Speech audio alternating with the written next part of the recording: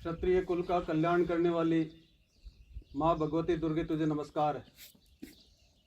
क्षात्र धर्म, संस्कृति व इतिहास के प्रतीक परम पूज्य केसरिया ध्वज को नमस्कार है। श्री क्षत्रिय युवक संघ के संस्थापक व मेरे जीवन के संबल एवं प्रेरक पूज्य तनसिंह जी को नमस्कार है और मेरे मार्गदर्शक श्रद्धेय भगवान सिंह जी साहब को नमस्कार है। आप सभी लोगों को नमस्कार है जिनके हृदय में राजपूती विराजमान है।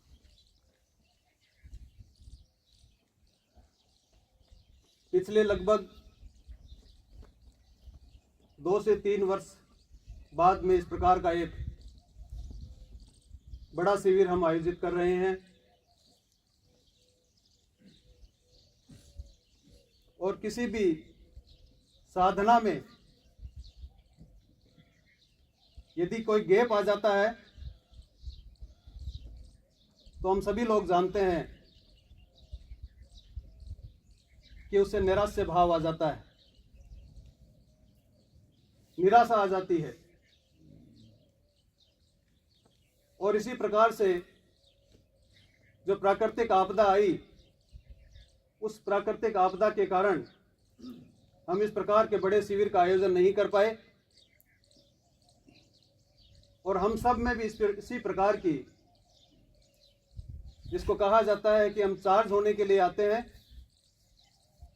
वो हम चार्ज नहीं हो पाए।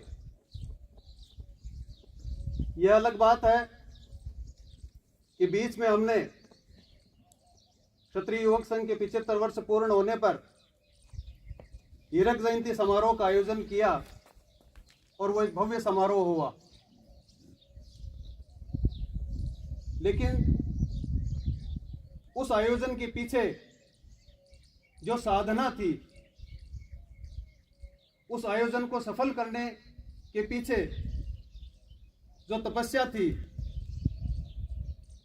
उस तपस्या का जो तप है उसको हम इस प्रकार के शिविरों में आकर आयोजित करते हैं और हमारे अंदर से एक प्रकार की ऊर्जा भरते हैं और वो ऊर्जा पिछले 2 वर्ष से हमारे अंदर नहीं आई। इसलिए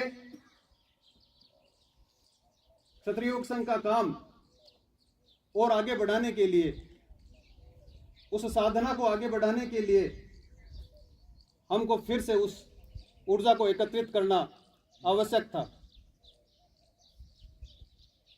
भगवत कृपा से हमको इस प्रकार का यह अवसर मिला और जो लोग यहाँ बैठे हैं, ऐसे लोगों पर भगवत कृपा हुई, ऐसा अवसर हमको मिला, इसलिए हम यहाँ आ पाए हैं। भगवान ने हमको क्षत्रिय के घर में जन्म दिया और क्षत्रिय के घर में जन्म देकर हमको क्षत्रिय युवक संघ से जोड़ा। हमारा यह अहोभाग्य है। भाग्य तो मानव जीवन मिलने पर भी हो सकता है, लेकिन उससे ऊपर की चीज क्षत्रिय के घर में जन्म मिलना और फिर क्षत्रिय युवक संघ जैसी संस्था से हमारा जुड़ना, जो कि हमको हमारा जो उद्देश्य है, हमारा सनातन उद्देश्य है, उस उद्देश्य तक हमको पहुंचाने का काम करता है। हम शिविर में आकर उस साधना को करते हैं जिस साधना से उस साध्य को प्राप्त किया जा सकता है। हम 11 दिन तक इस शिविर में एक साधना करने के लिए आए हैं और प्रत्येक व्यक्ति को यह मानकर चलना होगा कि मैं एक साधना करने ही आया हूं। चाहे वो शिक्षक है, चाहे वो घटनायक है, चाहे वो उपघटनायक है, चाहे पथक शिक्षक है और चाहे कोई स्वयंसेवक है, सभी लोग यहां पर शिक्षण ग्रहण करने के लिए आए हैं। इसलिए इन 11 दिनों में हमको प्रत्येक दिन, प्रत्येक क्षण ये ध्यान रखना होगा कि हमारा किसी भी प्रकार से कोई समय है वो व्यर्थ न जाए। जो कुछ भी यहाँ बताया जाए, जो कुछ भी यहाँ किया जाए, उसमें यदि पूर्ण रूप से हम अपने आप को सम्मिलित करेंगे तभी यहां से हम कुछ प्राप्त करके जाएंगे। अन्यथा 11 दिन के बाद हो सकता है हमारी झोली खाली हो जाए। मुझे एक कथा याद आती है। एक भिखारी था और वो भिखारी भीख मांगने के लिए प्रातः अपने घर से निकला। भिखारियों की आदत होती है या कुछ मांगने वालों की आदत होती है कि अपनी झोली में पहले से ही कुछ दाने डाल दिए जाते हैं। आपने देखा होगा दुकानों पे मांगने आते हैं, पहले से हाथ में कोई खुले पैसे रुपए रखते हैं, जिससे उनको लगे अगले व्यक्ति के अहंकार जागे कि पिछले व्यक्ति ने कुछ दिया है इसलिए मैं भी कुछ दूं। और ऐसा टोटका करके वो बाहर निकला और इधर से जो राजा था उस राज्य का, वो राजा भी निकला और राजा ने कहा कि आज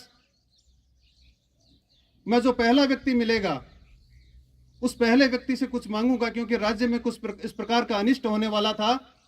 तो किसी ज्योतिष ने बताया कि आप भीख मांगने के लिए निकले और जो पहला व्यक्ति मिले उससे आप कुछ मांगे और उसको अपने घर में काम में लें, तो जो राज्य में जो अनिष्ट होने वाला है वो मिट जाएगा।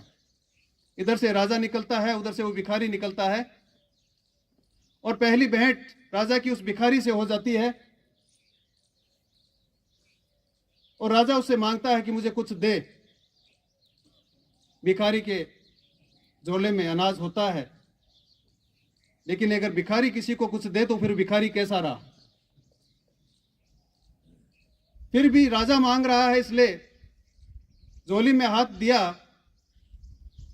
और उसमें से 4 दाने निकाले और राजा को दे दिए कि मेरे पास तो यही है। राजा अपने राजमहल में चला गया। भिखारी पूरे दिन भर भीख मांगकर जब लौटा तो इतना धन मिला उसको, इतना अनाज मिला, इतनी भीख मिली कि आज तक उसको इस प्रकार की कोई भीख नहीं मिली थी। उसने जाकर अपने घर में उंडेला, तो जब उसको उंडेला तो जो अनाज था उस अनाज में 4 दाने सोने के थे। 4 दाने सोने के थे। उसको पता चला कि 4 दाने तो मैंने राजा को दिए थे और वो 4 दाने जो राजा को दिए थे वो आज सोने के हो चुके हैं। उसने अपना माथा पकड़ लिया, वो सिर पीटने लगा कि मैंने ज्यादा क्यों नहीं दिया, 1 मुट्ठी क्यों नहीं दिया, पूरा का पूरा क्यों नहीं दे दिया। क्षत्रिय योग संघ भी हमसे यही चाहता है। क्षत्रिय योग संघ भी हमसे मांगता है कि हमारे पास जो कुछ है, देने के लिए जो कुछ है, चाहे वो अच्छा है या बुरा है, हम इस शिविर में आए हैं और इस शिविर में आकर देने का जो भाव है वो उसको जागृत करें। ज्यादा से ज्यादा देने का भाव जागृत करें। जितना ज्यादा हम देंगे उतने ही दाने हमारे सोने के हो जाएंगे। और यदि देने में हमने कंजूसी बरती तो फिर उसी भिखारी की तरह हमको भी सिर पीटना पड़ेगा 11 दिन के बाद में। हम सब लोग भाग्यवान हैं, अन्यथा इस राजपूत समाज में क्या इतने ही व्यक्ति हैं? क्या इस हमारे समाज में इतने ही व्यक्ति हैं जो इस शिविर की योग्यता को पूर्ण करते थे? इस शिविर में आने वाले लोग जिन्होंने नाम लिखाए थे वो भी रुक गए किसी न किसी कारणवश से, वो भी दुर्भाग्य माना जा सकता है। इसलिए हम हमारा भाग्य मान सकते हैं कि हमारा इस प्रकार का भाग्य था जो हमको यहां पे लेकर आया। वो भाग्य हमको खींच कर लाया है। अन्यथा हमारे भी किसी प्रकार के कोई काम हो सकते थे, हम भी रुक सकते थे, किसी मित्र के कहने पर रुक सकते थे, किसी मित्र के रुकने पर हम रुक सकते थे, लेकिन फिर भी हम यहां आए हैं। तो इस 11 दिन का अवसर है, उस अवसर को हम नहीं खोएं, क्योंकि जो अवसर को खो देता है वो फिर दुर्भाग्य में बदल जाता है, वो सिर ही पीटता है और कुछ नहीं होता है। इसलिए हम 11 दिन तक ये अवसर न खोएं। हम उस अंधे व्यक्ति की तरह न हो जाएं जिसको कमरे में बंद कर दिया गया और एक दरवाजा था और उसको कह दिया गया कि यहां पे एक दरवाजा है, उसको खोल ले, बाहर निकल जा। और वो व्यक्ति दरवाजे के लिए दीवार पे हाथ लगाता रहा और जैसे ही दरवाजा आया उसके सिर में खुजली आ गई और उसने खुजली की, आगे बढ़ गया। ऐसा उसने 3 बार चक्कर निकाला और उसको पता चल गया कि इस कमरे में कोई दरवाजा नहीं है, जबकि दरवाजा था। जब अवसर आया तब उसके सिर में खुजली आ गई। हमारे लिए भी ये 11 दिन अवसर आए हैं। ऐसे 11 दिन के अवसर को हम नहीं खोएं। हम हमारे उस क्षत्रियत्व को जगाएं। हम उस साधना को यहाँ पे पूर्ण करें जो साधना हमको बताई जाती है। साधना करने के लिए यहाँ किसी प्रकार का कोई जाप नहीं करवाया जाएगा, कोई तपस्या नहीं करवाई जाएगी।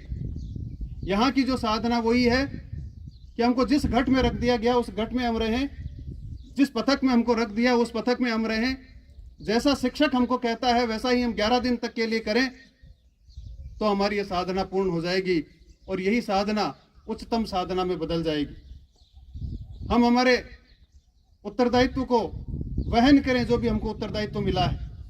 हमको एक घट के रूप में, स्वयंसेवक के रूप में उत्तरदायित्व मिला है तो उस उत्तरदायित्व को पूर्ण करें। घटनायक के रूप में हमको उत्तरदायित्व मिला है तो उस घटनायक के रूप में पूर्ण रूप में उत्तरदायित्व को वहन करें और इसको हम अपना माने। जब तक हम अपना नहीं मानेंगे तब तक हमको यहाँ पर हो सकता है कि धूप सहन नहीं हो, यहाँ का जो कष्ट साध्य साधना है वो हमको सहन नहीं हो। और जिस दिन हमने हमारा काम मान लिया, जिस दिन हमने मान लिया कि उच्च प्रशिक्षण शिविर मेरा है, ये मेरे लिए ही लगा है, ये मैं ही हूँ जिसको 11 दिन तक पूर्ण करके जाऊंगा, तो उसके बाद में हम 11 दिन के बाद में जो कुछ प्राप्त करेंगे वह आप अपने मुख से बताएंगे और मुख से नहीं बताएंगे तो अपने आप अनुभव करेंगे। इसलिए इस काम को दूसरा न माने। यही क्षत्रिय योग संघ कहता है कि हम यहाँ से जो साधना है उस साधना को हम पूर्ण करके चलें। बाकी 11 दिन तक अनेकों प्रकार से हमको शिक्षण मिलेगा, उस शिक्षण को हम ग्रहण करें, उस शिक्षण को हम गंभीरता पूर्वक देखें, पढ़ें, सुने तो हमको सब कुछ प्राप्त हो जाएगा। यही क्षत्रिय योग संघ का आज का स्वागत उद्बोधन है। मैं भगवान सिंह जी साहब की तरफ से आपका इस शिविर में स्वागत करता हूँ। जय संघ शक्ति।